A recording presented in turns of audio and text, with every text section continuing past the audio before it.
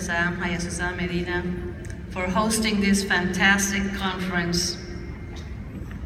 I have to tell you that Susana's fingerprint is evident in every aspect of it, from the overall composition to the smallest detail. Just now, she has been running up and down because, you know, when we call her Doctora Medina, you don't know that she really was being the doctor and nurse and friend and companion to our dear colleague Mina Sugrati of Morocco, who sustained an injury to her foot, to her ankle.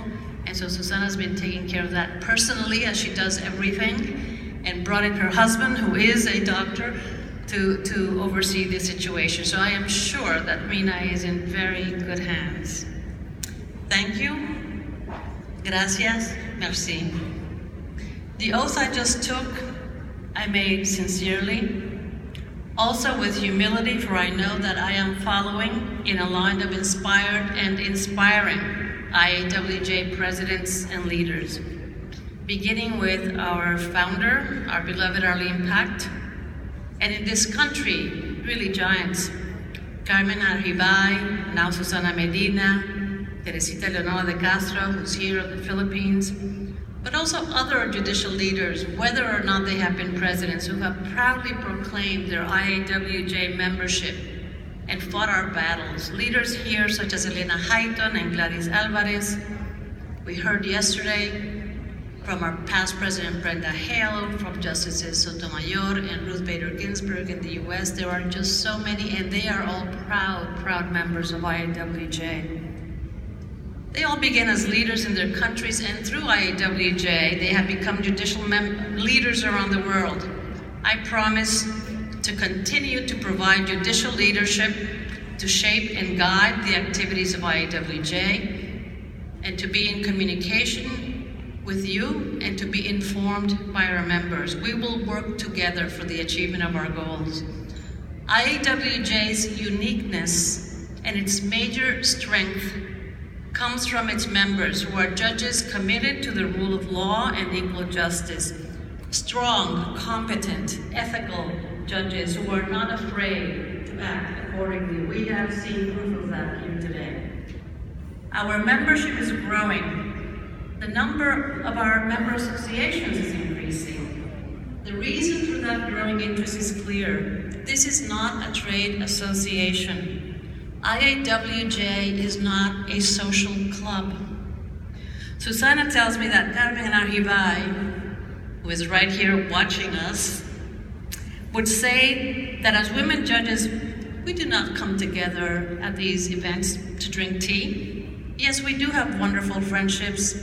We know how to have fun. We love to shop. But what brings us together, what drives us to work together, is our vocation as judges to make access to equal justice a reality, not as a distant aspiration, but day to day in our actions, when we listen, when we consider, when we decide. I promise to do my best to work to the best of my abilities. This, however, is not a job that I can or should try to do myself. It is a mutual effort, a collaboration that gathers the excellent ideas, persistent hard work, and amazing energy that is so palpable in this conference, in this room, and I intend to ask for your help. I promise to work collaboratively and inclusively with the IAWJ Executive Council and Board of Directors. I especially intend to work closely and in partnership with the President-elect, Justice Susan Glazebrook of New Zealand, just as Susana Medina so generously included me in her communications and activities, all of them. Susan, be ready. The presidency of IAWJ, as you know, changes every 2 years, but there has to be a continuity and a coherence in our judicial leadership so that our programs and activities continue to build and to expand. The other officers on the Executive Council, I intend to have functional portfolios in the areas of regional activities, member associations, and communications. You have already heard about the new education committee that the board of directors has created to guide IAWJ's judicial training and education activities that are at the core of what we do. And we do it well, but we can do more, and we must ensure that our executive director, our highly professional staff, and financial resources are well utilized. The Education Committee, working with the IAWJ office, will provide that guidance and keep me, the Executive Council, and the board fully and timely informed. I intend to engage the board of directors to be active participants in the direction of IAWJ. The board members, you've just heard who they are. 2 per region are your elected representatives and your voice within the board. It is their charge to be in contact with members and associations in their regions, to communicate news from IAWJ, and to assist with regional meetings and activities. They are your link to IAWJ. Please contact them and keep them informed of your activities and questions. I intend to work to strengthen and support the IAWJ office, to help make it responsive to our members, and to increase the resources available to it. These are resources in kind and financial. For this, I will work closely with the IAWJ Board of Managerial Trustees, we refer to it as the BMT, which is charged with management and financial oversight and with fundraising, as our executive director just mentioned. I have been a member of the BMT for a number of years and is chair from 2014 until just earlier this year. Mary Davis has been elected to succeed me, and I will work closely with her and with the other members of the BMT, all of whom I know well.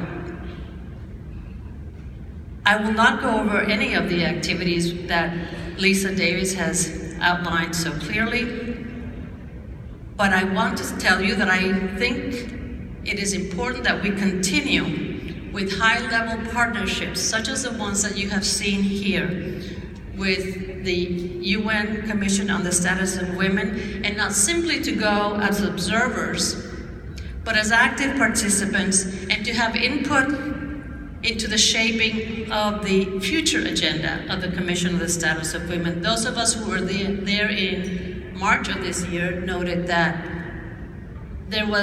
although there was a discussion about the rural women, there was no component having to do with law or justice. That is a serious omission, and we need to move to correct that. Similarly, you have heard from representatives of the UN Office of Drugs and Crime, which have programs and a focus that is very much in line with what we do, both in terms of judicial integrity, which is hugely important, and human trafficking. You have also heard about our partnership and our working relationship with the World Bank. We also need to incorporate a broader vision. We have to keep our focus on gender equity, women's right to be free of violence, and on judicial leadership of women. These are areas in which we work, and we will continue to work on them. But for that focus to be successful, for there to be a real opportunity to make equal justice that we espouse a reality, there needs to be a framework that accepts the rule of law, democratic values, and human rights as fundamental to the manner in which we organize our society. When IAWJ was created in 1991, the world was coming to accept these principles of liberal democracy.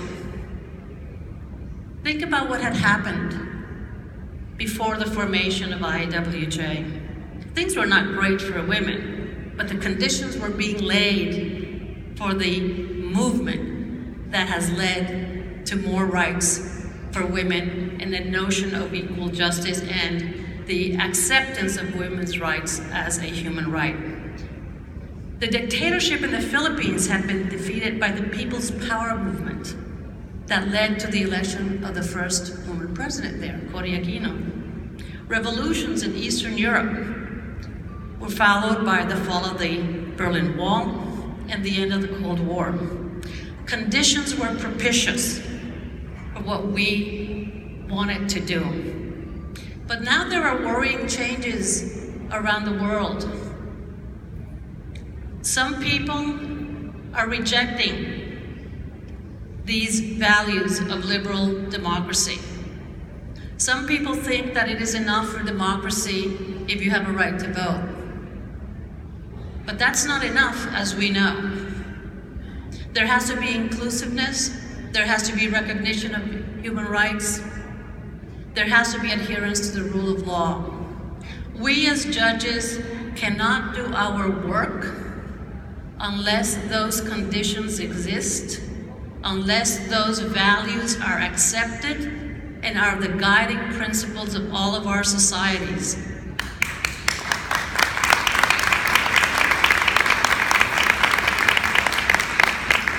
We need to raise our voices in defense of those values.